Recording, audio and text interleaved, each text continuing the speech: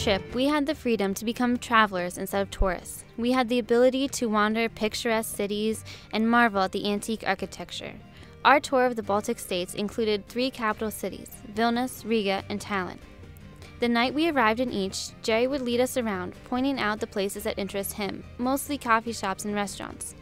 The next morning, we would take a guided tour of the city, which included historical facts, important landmarks, and popular tourist sites.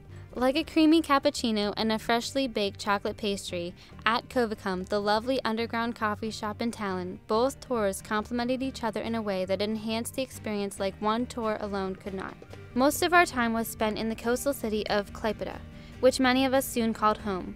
With our afternoons free, we were able to explore the old town, acquainting ourselves with the narrow, twisting cobblestone streets. The small shops and signs written in Lithuanian soon became familiar to us as we delved further into the city. While the guided tours were important in helping us understand the big picture, the time we had to explore on our own was the most memorable. We were able to find delicious food, hidden vendors, and breathtaking views.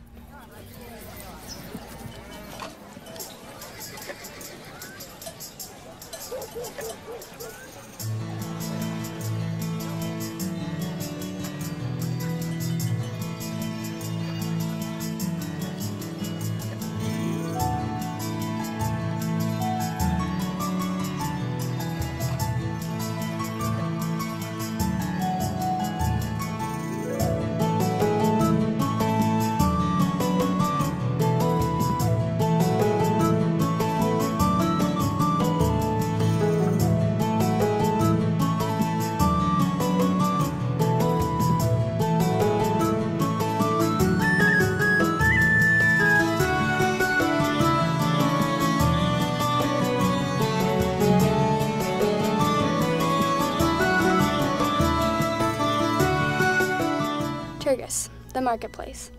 As I make my way up and down the numerous aisles of the outdoor market, my senses are overwhelmed. The brightly colored tables of the assorted fresh produce draw me in. How can I resist the taste of a ripe red strawberry? Or perhaps it's the homemade bracelets and neatly woven wool socks that catch my eye. Weaving in and out and around the stands, vendors speak out, "Prasham, dasham litas." I smile as I walk on by. Conversations are hard and rare, for many don't speak much English, just enough to get by. For me to visit the marketplace is a special opportunity, but for many others, this is a constant part of their daily lives.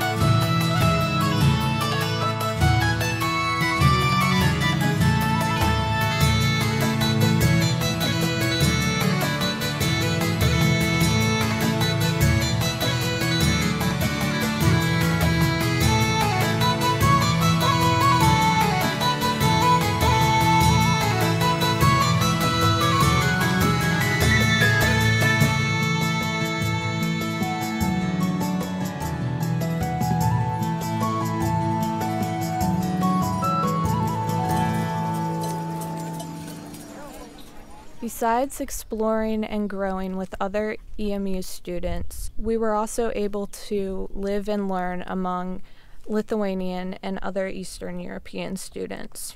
One of the most humbling and eye-opening aspects of our trip for me was learning about the impact of World War II on Eastern Europe, a subject that is simply skimmed over in American education. Little did I know that the horrors of the Holocaust began in Lithuania. It's one thing to read about these atrocities, but actually standing on the sites where they occurred brings them into an incomprehensible reality. Visiting the sites gave me a chilling reminder of the cruelty humans are capable of, but also a beautiful and deep respect for human life and the love we need to give our fellow human beings.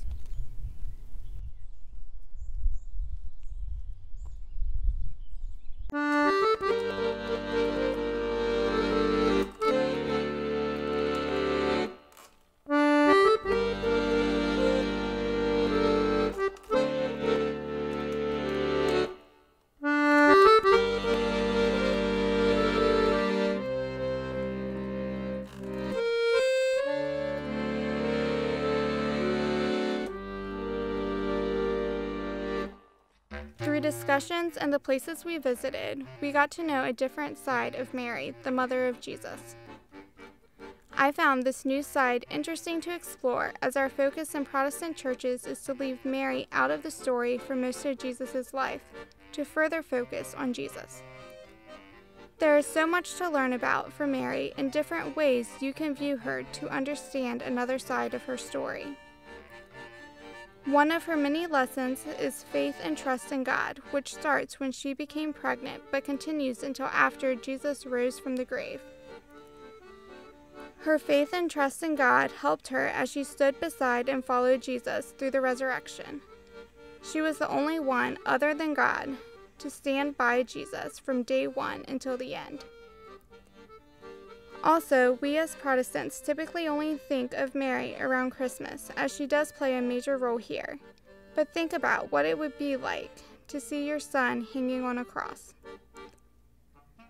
While in the Baltic countries, we would see images of Mary representing different periods of her life with Jesus. Some of the images did represent the time of Jesus' birth. The majority showed other time periods. Many of these images reflected on the time period of the crucifixion. As a result, you would see ones where Mary would look more sorrowful, crying, or unrecognizable.